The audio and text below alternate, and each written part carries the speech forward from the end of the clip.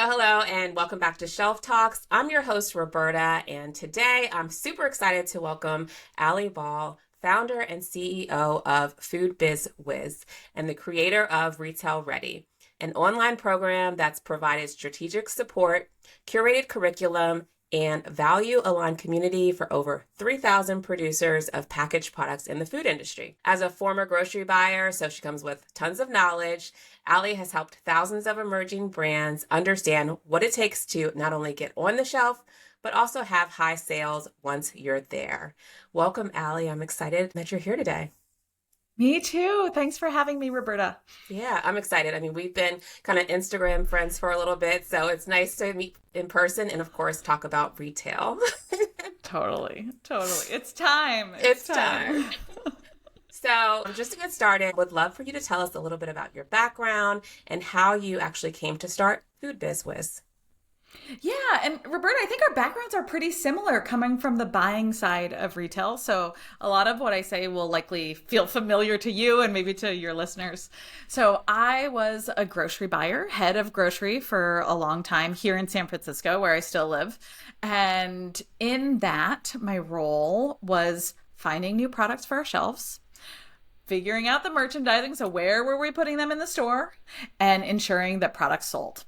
And I did that for years and years at Buy-Right 18th Street, Buy-Right Market 18th Street, this like beautiful family-owned business that's been around since 1940.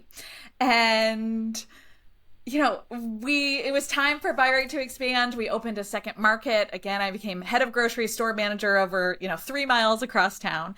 And my role really shifted there.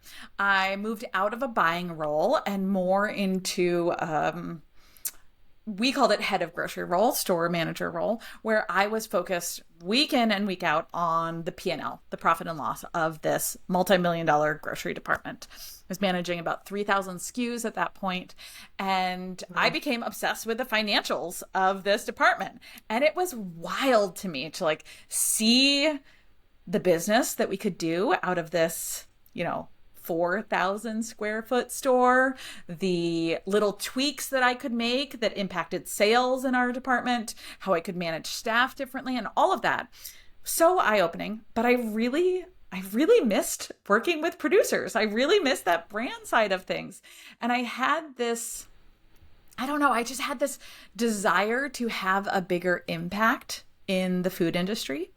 And I knew that one wholesale account, right? Like my putting a product on the shelves at Buy-Right, even in, the 2 locations, didn't make or break a brand. And that if I truly wanted to have this bigger impact in the industry, it was outside of the walls of Buy-Right. So I left Buy-Right 10 years ago, almost 11 years ago at this point, and started a consulting business based on this idea that if emerging brands could understand what actually was going on in the brains of that wholesale buyer, and they could adjust their sales pitches and then adjust their behavior once they were on the shelf, we would have more informed founders. We would have better retail relationships. We would have more diverse selection on our shelves, and then more opportunity for consumers to shop consciously and aligned with their values.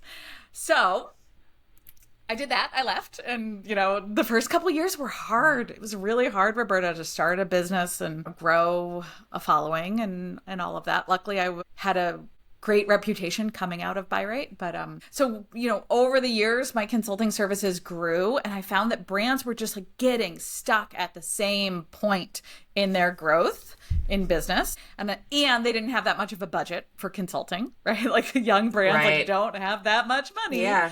And they felt really alone. That was what I heard from my clients. I feel alone. I feel like I'm doing this in a vacuum. I'm making really, really big decisions all by myself.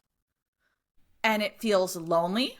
It feels expensive. I feel like I'm just winging it. Roberta, I don't know if you hear this too. Founders were like, Alli, I'm coming from some other career, some other industry where I'm really good at my job. I'm really smart. I'm really successful over here. Why can't I figure it out in CPG? And so I was like, okay, aha. I can't take on any more clients. I'm at max capacity. I can't raise my prices. Like ethically, I don't feel good about raising my prices here. How can I get these founders together and scale through like cohort-based consulting? And this was, almost 8 years ago at this point. I was like, oh, I can like put them all in the same room. I can take them through this curriculum that I develop, and we can do it at scale. This is, again, how I can like make a bigger impact. So that's when version 1 of Retail Ready, our online program, was formed. And, over 8 years or so, it's developed into what it is today. And now that's the only way that I work with CPG brands inside of that program that, like you said at the beginning, helps brands understand how to build sales systems, how to get on wholesale shelves, and then how to increase sales once they're there. That's great. I mean, definitely, I feel like emerging brands, new brands, don't really understand what happens kind of when you're on shelf. And if you don't have anything to kind of base that off, anybody to talk to and walk you through, it doesn't happen until you're actually in it, right? And then you're swimming, trying to figure it out. Totally. And 10 years ago, I didn't know of any wholesale buyers who had the time, or very few wholesale buyers who had the time to educate brands on what they were looking for, on how they could better position themselves, and to really like form those partnerships. And, even today, Roberta, you're like one of the rare ones here, but it's hard to get that buyer to give you the time of day. It's hard to get, those buyers are so busy, right? They have full-time jobs, more than full-time jobs, that it's really hard to get them to take the time to have those educational conversations. Yeah. Certainly in the early stages. Of course, like once you're already in relationship with them, like things can be different. But so I really like started Food Biz Wiz based on that idea that there just was lack of education, lack of transparency on what was happening on the wholesale side of things. And that, again, we could give founders a greater shot at success if we made this information more accessible. That's great. Definitely love the fact that you're kind of helping new brands. I mean, that is kind of where the innovation and the growth comes from. So impacting them trying to help just move industry forward, right? Totally. So what are the key signs that you see that a product-based business is really retail ready? Yeah. Okay. So we've got 7 steps or 7 like check marks that we ask brands to do here. So I'll just like run through them high level. Yeah. The first one is product market fit, right? Like we want to make sure that your product solves a problem or meets a need in the market, and that you've got a really clear target audience, and that you stand out from your competitors. Like, who the heck is buying your product? Is there a need for it? Or is it just like your grandma and your best friend who say that they love it? Right? I don't know about you, but like my grandma will not spend $19.99 on a jar of strawberry jam, even if she says it's really delicious. Yeah. Right? Yeah. So like we got to make sure that there's product market fit. That's number 1. Number 2 is that compelling branding and packaging to match the product market fit, right? So your packaging is communicating your value proposition. It's quick and effective in transferring that information, depending on whether you're direct to consumer brand or, again, retail ready brand.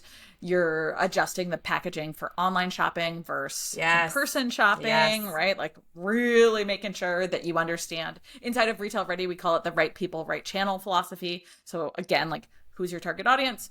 What channels are they looking for you? Like where are they looking for you? And making sure that you've got that branding and packaging to match your channel strategy.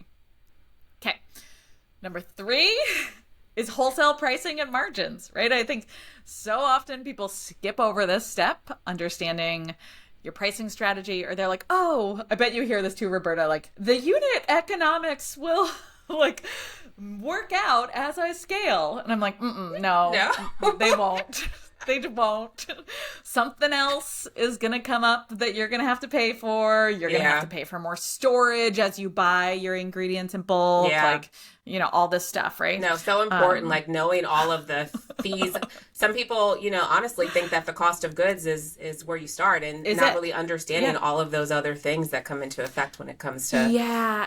Absolutely. Yeah. So when we think about wholesale pricing and margins, I also, lump in obviously accounting for costs like promotions, distributor fees, future brokers, waste and spoilage, right? Like all of those things have to go into your wholesale pricing. Okay, so that's number 3, wholesale pricing and margins. 4 is operational readiness, operationally making sure that you're operationally sound, that your production processes can handle scaling up to meet your wholesale demand.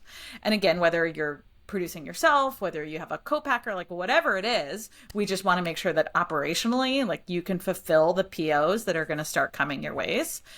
And with that you've got systems for managing inventory, fulfillment, and logistics. So like literally, can you make the product at scale And can deliver you on get time. it to those wholesale? Exactly. Like, can you do it? And so I'm laughing here because I'm like, yeah, that's going to take you 6 months, a year to figure out. Like, we'll see. Number 5 of 7 is your sales and marketing strategy. So you know how to pitch to wholesale buyers. You've got all the things you need in order to have those effective sales pitches. You got your sell sheet, your price list, your promo plan, your value proposition, all of that. Then you've got a plan to support your product once it's in those wholesale accounts, again, including promotion, merchandising, staff education, sampling plan. We'll get into some of that today, but making sure you've really got those sales and marketing strategies. And then I've got 2 more. We could have done a whole episode on this. Okay.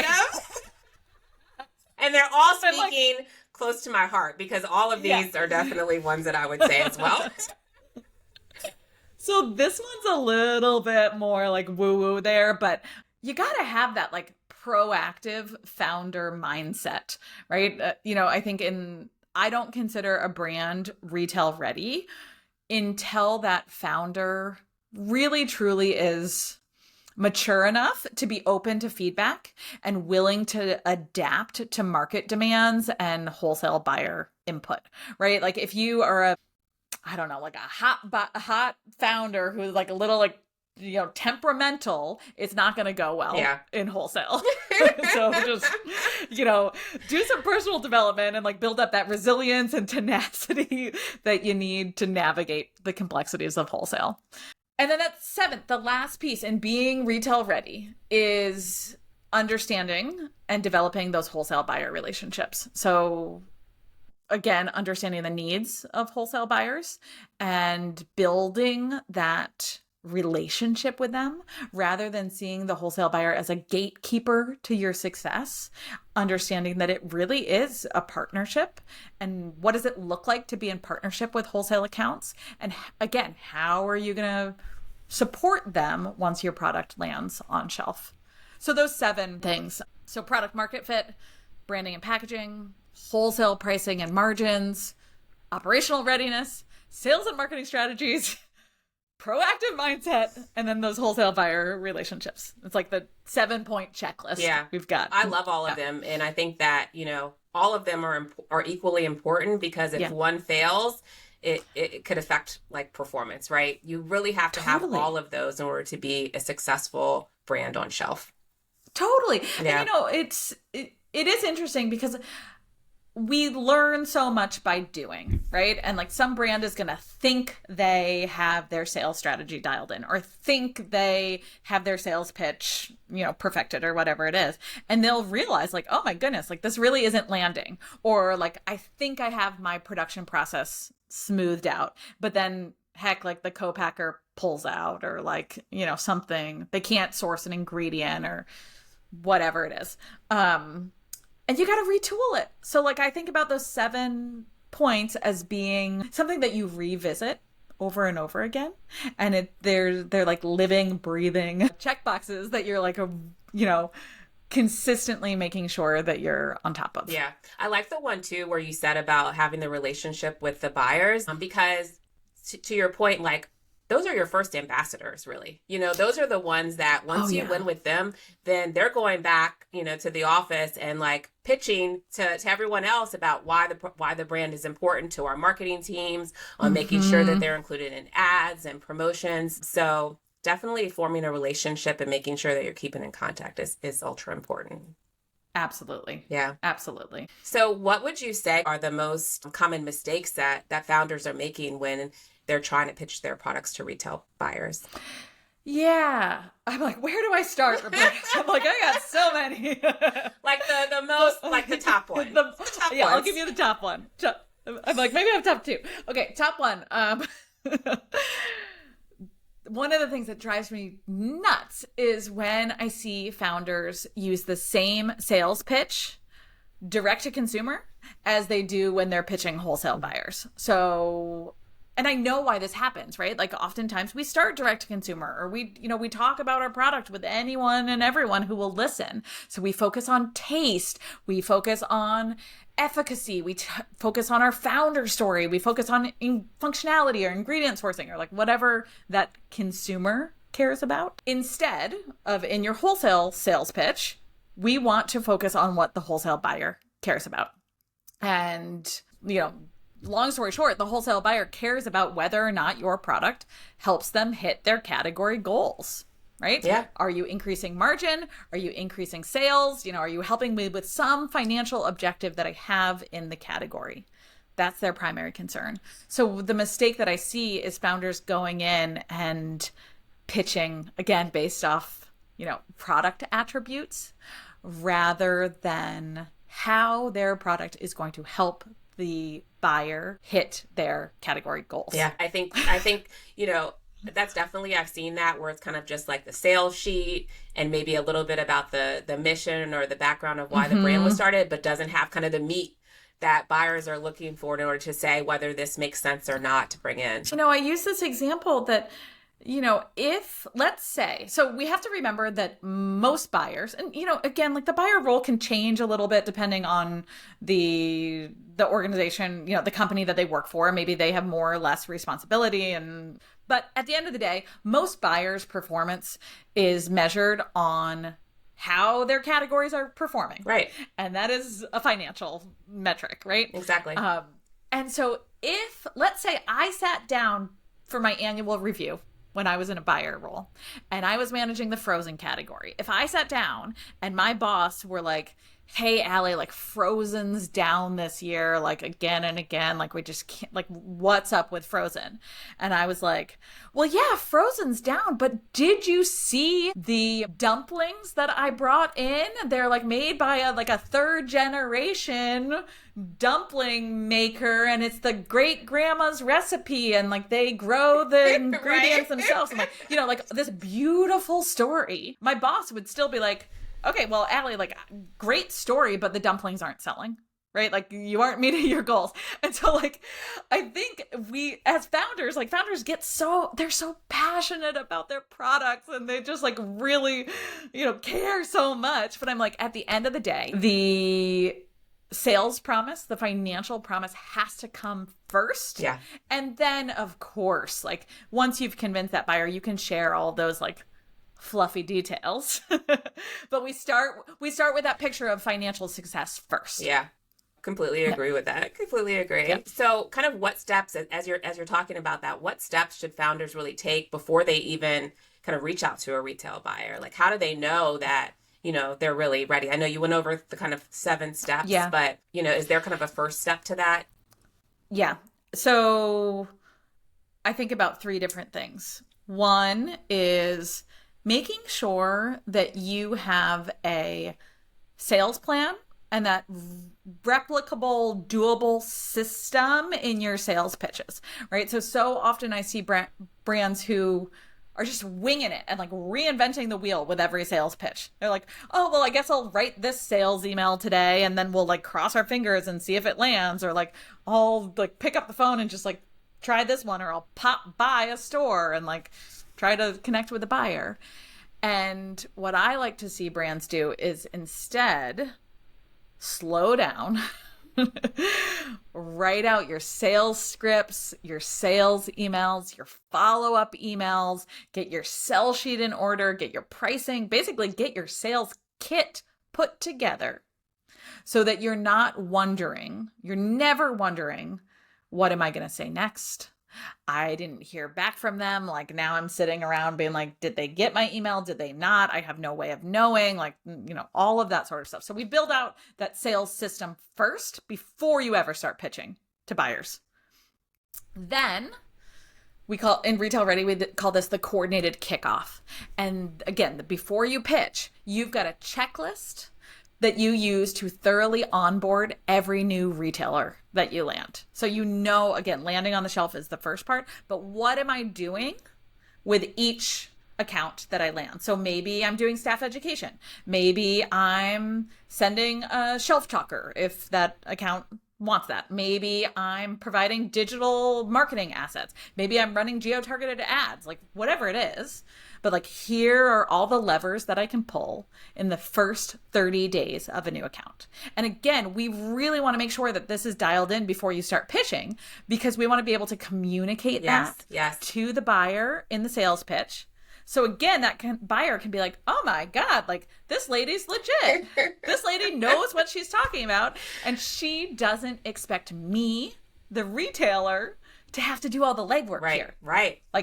Right? So we do that before the sales pitch. Like we get our reorder checklist, our coordinated kickoff going.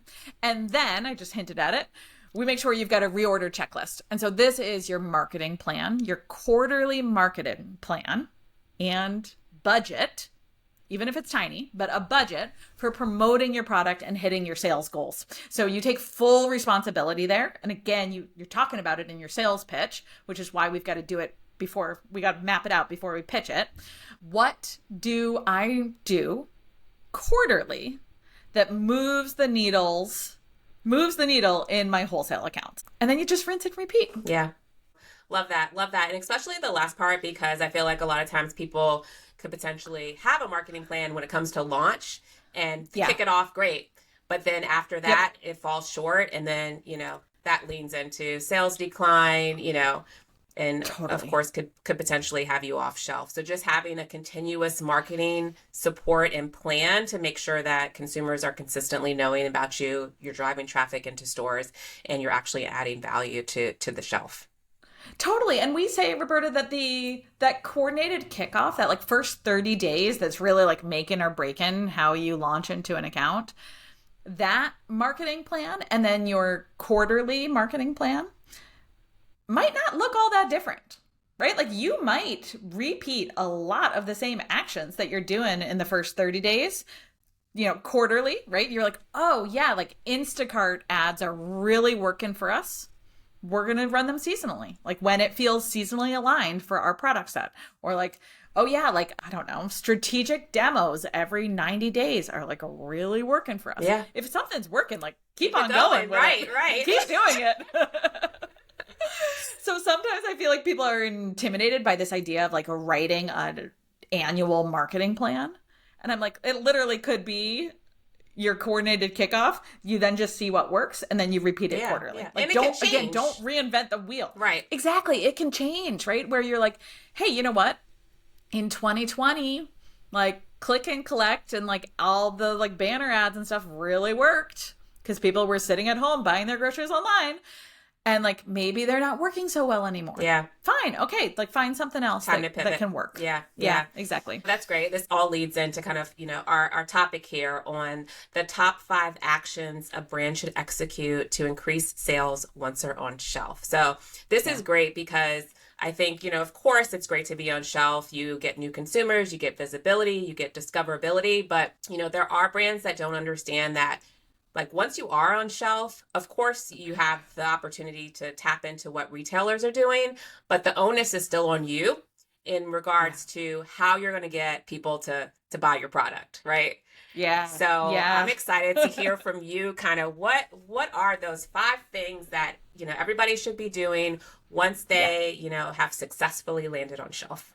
Great. And, I want to give a disclaimer here that some of these things might not work for some brands. And I might say something and your listeners are like, well, I don't want to do that. Like I will never show up on TikTok. Like I'm not going to do that. And I just really, really want your listeners to hear, like do what works for you, right? Like, and the whole point of this, and do what works for your sales, right? And so if you find that I'm giving a suggestion here and you're like, like, I don't want to, I don't have the budget for that, like whatever. Okay, that's fine. Find something else, right? So, okay, so you have them all though. You have all the yeah, exactly. Well, so totally. So the way we do this in Retail Ready, again, as we think about that reorder checklist and the quarterly marketing plan, we basically make like, I consider it a big menu of marketing things that we can choose from. And it doesn't mean that we do every single one of these things every quarter, but it's like, hey, here's the entire menu of things that we could possibly do. And then we're going to like assess, we're going to pick and choose, and we're going to do the things that feel seasonally appropriate, that align with our capacity, like the founder capacity, the team capacity, the production capacity, whatever it is. And then we leave the other things on the menu, and like, that's totally fine. So I want to go into this with that mindset as well, like take it or leave it. Right? The first one is kicking off with really strong in-store merchandising. Placement matters here. So really making sure that you are working with your category manager to get the best placement for your brand, right? Making sure that your product is visible and that it's easy to find in store. So everybody wants the eye level shelf. Everybody wants the end cap, right? So you're like, well, I can't just like ask for it. And here's where I push back. And I actually, Roberta, I'd be curious on your take on this, but we have found students who have success saying things like, or using data here, where that they can help the buyer make an informed choice on where to merchandise them. So saying something like, when we are merchandised next to, let's say you're a chutney, right? Or like a condiment that's really good on cheese. And you're like, when we're merchandised on the dry table of cheese next to the fancy cheese and fancy crackers, we sell 7 units a week. When we're merchandised in the jam section, we sell 1 unit a week. We both want high moving product here. Exactly. Right? The buyer wants it. The brand wants it. Like, hey, buyer, would you be willing to put us on the cheese table? And then we can meet those like velocity goals. And there's a fine line. There's a fine line here. I don't want brands to annoy those buyers by telling them what to do in their stores. Right? Like, I think there's like, you got to be kind of careful here, because the buyer knows their stores better than you do. Right? And so if you just come in and you're like, we want to be put over here, like we should be put over here, that's just opinion. That's just like what you want. But if you can have the data, give them the data. Yeah, exactly. Where you're like, actually, like, we're going to hit our goals if we try this thing, like, go for it. I love that. I think too, what I've seen too is where people actually position, like they'll go into a store and take a picture of the shelf and then position their product in the location that they feel most ideal. Yes, I love this. Same. Right? And like, and we can like it's so easy to do nowadays, right? Like, you can do it in Canva, you can use AI, like whatever it is. Even if you can't go to the store yourself, like you can pull a shelf picture, like off Yelp or whatever it is, right? And showing that buyer, like basically do the buyer's work for them and show them what your product looks like on the shelf, right? Yeah. And then also with the merchandising, again, I mentioned this, if it's a account that allows you to provide shelf talkers or signage, making sure that you've got really good ones that they grab attention, they communicate why your product's a must buy, using anything you can do to get that capture that attention through merchandising. Yeah, love that. So that's number one. Yeah, smart merchandising. And again, like partnering with that buyer to do it. The second one that I have is, and we're going to get some like groans here, but running strategic promotions, right? Like, we like sales. And it is hard to get shoppers to try something new. So how the heck are you going to get that shopper, one, to notice your product, and then two, to be like, okay, well, it's risky, right? Like, I don't know this brand. Like, I'm going to trade my dollars for this product, and I don't even know if I'm going to like it. So we think a lot about strategic promotions. Again, specifically the first 30 days, and then how are we doing them quarterly or, seasonally, so that we drive trial on the shelf. So maybe it is a percentage off. Maybe we're doing like 20% off. Maybe we're doing buy one, get one promotions, in-store coupons, right? Like anything like that. But really working with that buyer to discount your product. And then of course there's a fine line too, because we don't want to overdo it, right? We don't want to be the brand that's always on sale. We really have to be careful there. Like I always use the example, like, Bed Bath & Beyond with their 20% off coupons. If I go to that store and I don't have my coupons, I'm like, oh my God, like I'm overpaying. Right? Like they have, I'm like, I'm not going to go. I'm not going to buy anything. They have trained me to always use the coupon, right? And so we want to be careful here where we find that balance of using it to drive trial, using promotion to strategically drive trial, or maybe, this will get into the next one. Maybe we're on promo when we're demoing, or maybe we're on promo, like, again, seasonally, that like makes sense. Time. If you're exactly like, if you sell fruitcake, you probably should do a promo like first week of December. It just makes sense, right? So yeah, that's number 2, promotions, strategic promotions. What I like about that too, and I will say, sometimes people come in and they're like, oh, my price is great. Consumers are already driven to it, right? Because they're selling online. But to your point, like there's opportunity to put some sort of promo out there so that people that haven't discovered your product are more apt to trial it. And even if you are kind of at a deal retail and you have that sale price, it kind of also triggers consumers that are shopping to see that, like, sale price on the shelf, and 100%. Their eyes are drawn to that. Right. They see the little, like, yellow tag on the shelf or the red tag or whatever. And they're like, ooh, like what's on sale this week? Like, what should I try? Right. It's just, it's really, really hard. And frankly, it's really expensive to change shopper behavior. And so, a sale works. We know a sale works. Yeah. So I alluded to number 3, but that was engaging shoppers through demos and sampling. And, maybe I should modify this and I'll say engaging both shoppers and store staff through demos and sampling. So, nothing beats getting your product in shoppers' hands, in their mouths, right? Demos are such a direct way to drive trial and to convert those people who are on the fence, right? They're also a great way to like show your face and to hear consumer feedback and to like develop that connection with your shoppers. And whenever I say this, people are like, oh, Alli, like, don't tell me I've got to do another demo, right? Like demos are the worst. And I've got many thoughts on demos, but in that launch in retail, it can be a really powerful way to kick off a new account. And then, of course, I've said this multiple times, but we think about doing it seasonally or strategically, right? I think the return on investment of demos diminishes over time. So we want to make sure that we're doing it at a time of year that works for our brand. Again, let's say you were that cheese condiment, that like beautiful chutney or something. Maybe you're demoing the week of Thanksgiving when people are making charcuterie boards, right? Or maybe the week of New Year's Eve or something, Valentine's Day, I don't know. But like, you're not demoing every Saturday. You're doing it, a few times a year when you know that you're aligned seasonally and that your sales are going to increase because of it.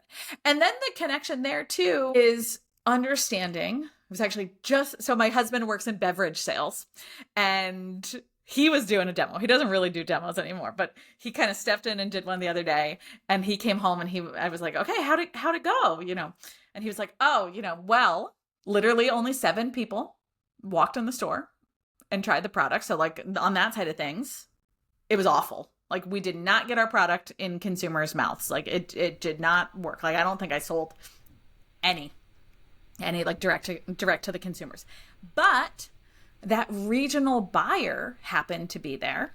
She tasted through our product line and she ordered a 4-case stack for, the other store across town. And so he's like, okay, win. Like I got a new placement from that demo. And, so it's really important to realize that demos are are about so much more than connecting with the consumer. They're really about showing that retail account that you're committed, that you're showing up, that you are doing your part to drive sales, that you're there to hear that, to like nurture that buyer relationship. You're there to like, again, you said this at the beginning and I'll touch more on it in a second, but you're there to like get in touch with the staff and like make sure they know about your product. So getting your product in front of consumers is just like a tiny part of the demo. So if we really can like see this bigger picture and be like, oh, they're actually telling me I can get on in the store 4 times a year and like schmooze with everybody, I would be doing that all day long for sure. Yeah. So demos, and again, holding that bigger value of the demos. Yeah. I think to your note too about like the associates that are working in the store, so important for them to sample because they again are going to be your advocates once you're not there to say, oh, I tried that and it's really good, and to be able to give some feedback to consumers as they're shopping. Totally. And that's I'm like point number 5. I think we're going to get there. But one of the things that's so important is to realize, okay, let's say you do a 3-hour demo 4 times a year, right? That seems about appropriate in a specific account. That's 12 hours of demo time every year.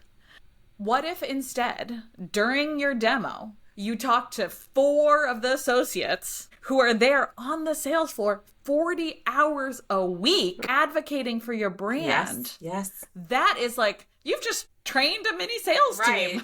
That's really bold. Like I'll put in 12 hours a year if it means that the person who's there 40 hours a week knows about my brand. Yes. Yeah. Love that. Okay. So step number 4.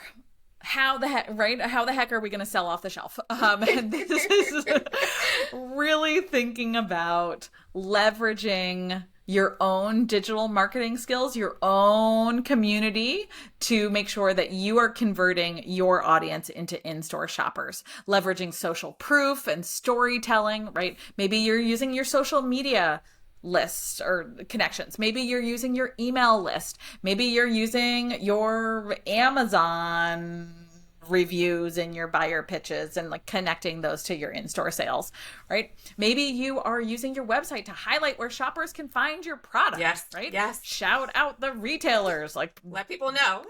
Let people know.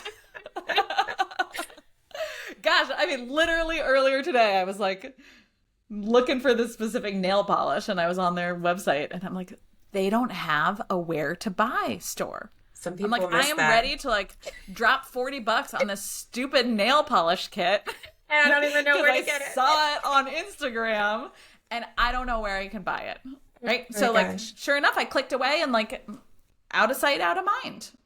Right. So so making sure that you are using your audience to convert them to in-store sales. So like, and we even see this goes back before you're getting on shelf, but we've seen some retail ready students have a lot of fun with this where they've got great engaged Instagram audiences and they're saying like, hey, like, where would you like to find our kombucha? Like, hey, New Jersey, like, where should we like, how would I say? What shelves should we land on next? Tag your favorite retailers in the comments below. And so then sure enough, your audience is going in there and tagging, you should be in Whole Foods, you should be in Stop and Shop, you should, whatever it is. Yeah. And then we've seen our students leverage those comments where literally they're screenshotting them in their sales pitches or even screenshotting, sending a DM, hey, Stop and Shop, can you give me the kombucha buyer's contact information? Right? My customers want to shop there. Right. My customers want to shop there. Right? Like it's not just me, the founder, who thinks it's a great fit. Like people are literally asking for me to sell my products on your shelves. Right. And so I think there's just so much opportunity here where you can use your audience to help drive shelf placements and then again, sales once you're on those shelves. Yeah. 2 things on that. Just one, like I'm glad that you mentioned like the marketing piece and social drive because where I've seen like the best success is when you're doing all of those things in the store. And to your point, you're also driving consumers in through that external channel. So having that is definitely a win. And then I love I've seen that too, where people kind of comment where they want to shop. And I think that's great because it helps with your retail strategy. And you're not just, sometimes people just want to be in a certain retailer because they want to be in it, not because their product fits. Exactly. They're like, oh, I'll really be winning when I'm in Whole Foods. And I'm like, no, you won't. Like, your product doesn't make sense for Whole Foods. Like, what are you thinking? Totally. There was one other thing that I love when our students do is when they land a new retailer, they shout it out on their social profiles, right? They're like, now in Mariano's, like, so excited for this, blah, blah, blah. And then typically what happens is those accounts, like, those retail stores are looking for content as well, right? Like that digital marketer, that like social media coordinator is just like begging for content. And so they're like, oh, cool. Like the new kombucha brand shouted out that they're on our shelves. I'm going to repost that. I'm going to share it to our stories. Like, and so the more that you can talk about your new accounts, the more those retailers are likely to repost it. And again, that just like helps create this sales cycle where shoppers are like, oh, dang, like there's the kombucha I saw in your stories a couple of weeks ago. Like, here it is. There's the founder doing a demo. There we go. Love it. Love it. Okay, I've got a last one here. Awesome. And we talked a little bit about this, but again, seeing that retailer as a partner and building that strong relationship with the retail buyers and with the store staff, the associates. So regularly checking in with them, right? Like it can be as simple as that. Like literally like every 90 days, every 2 months or so, you're emailing and saying, are we meeting your category expectations? How are sales going? Can we do a demo? Do you need anything from me? Hey, I want to do a sale. Like literally just like let the retailer know that you exist, that you're still around.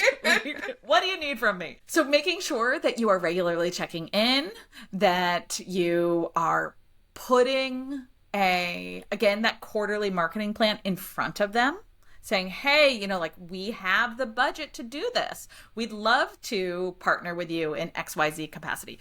Don't wait until that retailer is reaching out to you to ask to do something, because one, they're not going to, right? They just don't have time. And then two, if they're reaching out to you, it's a bad sign, right? Like we've got slow sales and I really like you, so I'm going to try to help you like fix this, but it's a little too late, right? So we want to be really proactive in those retail relationships.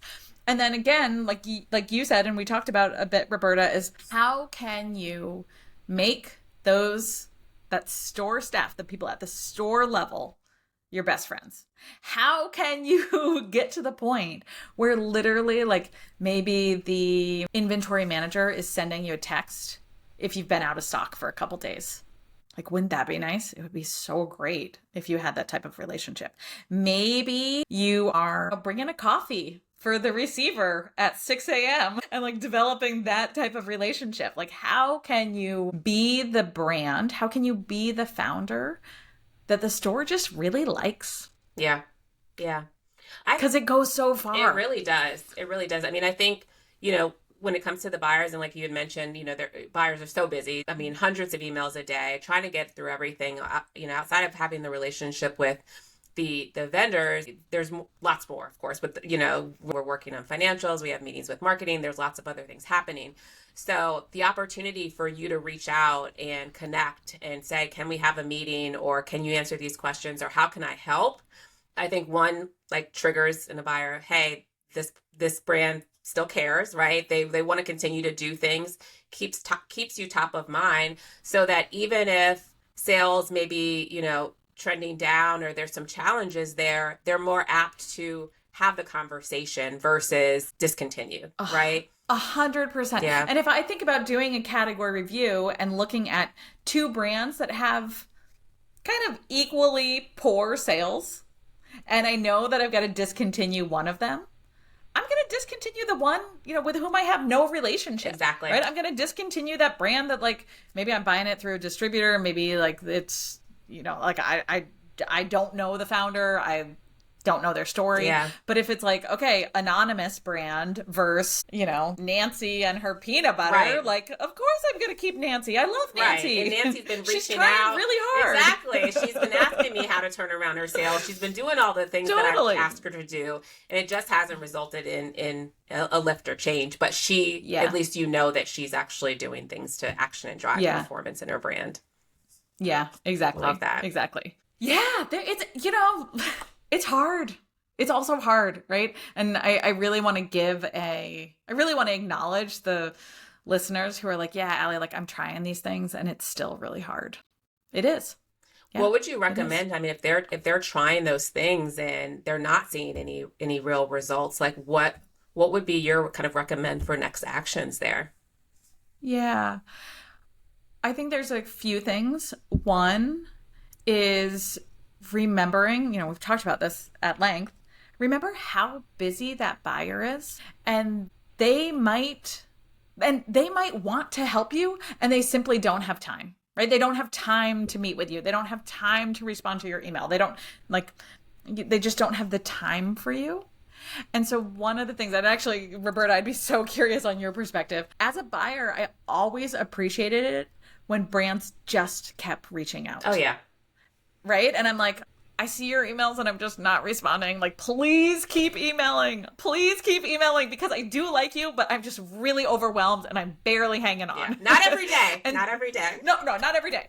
But hey, you can email me every 6 weeks. Yeah. That's fine. And so if these brands are trying these things, some of these things, right? And they're like, okay, yeah, but like, I don't know if it's working. I can't like get in front of that buyer, like blah, blah, blah. I would say, one, just keep reaching out to the buyer until that buyer tells you to stop, right? At some point, that buyer's going to be like, hey, Joe, it's a no. Stop. And then you're like, okay. Like, I hear you. And then maybe we would use some other strategies, right? To like change the conversation. But like, again, keep reaching out. That's one. And then two, there's something that's really important that we didn't talk about here, Roberta. It's that I often have brands who tell me that they have slow sales. And they're like, oh, Alli, like I want to increase my sales. I want to increase my sales, like sales. And then when we actually look at the category data, they're doing just fine. And they are right in line with the top performers in the category. And it's just a slow category, right? Like it is just a fact that, let's say, balsamic vinegar sells slower unit-wise than coconut water, right? People are buying coconut water every single day. And you buy one bottle of water and you drink it in one sitting and you're buying the next one like later in the week. Think about how long balsamic vinegar sits in your pantry, right? Maybe buying a couple bottles a year. And so I think what's really important here is before you jump to this idea of it's not working, like I have slow sales, it's understanding your category and understanding, do you actually have slow sales? Do you have a sales problem? Or do you have a point of distribution problem, right? And so first we want to make sure, okay, yeah, we're hitting category expectations. And once that's happening, sure, we can expand to other points of distribution. And so for the listener who's like, oh yeah, I'm trying, I would really make sure before they conclude that like none of this is working, let's actually look at the category data and see if your sales are meeting expectations. Yeah. Oh, that's so valid. I actually just recently had a conversation with a brand, and it was that same story where they were like, our sales aren't really there, and we're like, your sales are actually on plan. Like you're doing well. You know what I mean? And these are probably why all of the factors maybe why you don't think it, but in actuality, and to your point, like looking at kind of the category information and data and where we believe these types of products are going to track, you're right there. So that's actually really interesting you said that. Yeah. Which is great news. And so typically what I see happen is brands are like, oh, shoot, I have a sales problem. And then they think they can't expand because they're like, I've got to fix the sales problem, right? Which I think is wise, right? If you've got a sales problem, more stores isn't going to fix it. We got to fix like the velocity problem over here. Or they're like, oh, my sales are good. Like, I'm great. I'm ready to expand. And then go far and wide, and then they do have a sales problem because they can't support their product on shelf. So really, really making sure that you're hitting those category targets before you're expanding is so important. Yeah. I love those. Those are all, I think, just true gems and just great value. I think for anybody that, is looking to get into retail and trying to, build out their retail strategy, or is in retail already, retail shelves, and, trying to activate and drive sales and thinking about ways and not really knowing ways in order to do that. So I think to your point, all are valuable. However, use the ones that you feel are right for your business, right, how you're operating today, and what your kind of structure looks like. So those are all great. So thank you. Yeah, thank you so much. I mean, I'm excited for everybody to kind of listen to this and be able to even provide feedback on what they used out of all of the great knowledge and gems that you gave. So how can people kind of look for help from you growing their retail store mix, looking to get into their first retail stores? How are they going to be able to connect with you and get some more wisdom? Yeah. Okay. So Roberta, I love that you said that we want to hear feedback from people on what's working and not. So I'll just invite you to send me a DM on Instagram. I'm at Food Biz Wiz. I'm always in the DM. So, I mean, that's how Roberta and I met, right? Send me a DM. I'd love to know, what you're working on. I'll give you a follow back and watch your growth over there. So Food Biz Wiz on Instagram, and then foodbizwiz.com. You can find out about me, about our Retail Ready program over there. You can find our Food Biz Wiz podcast. We've got a library of 250 episodes. And then we also have something that's called the 100 Buyer No's Checklist.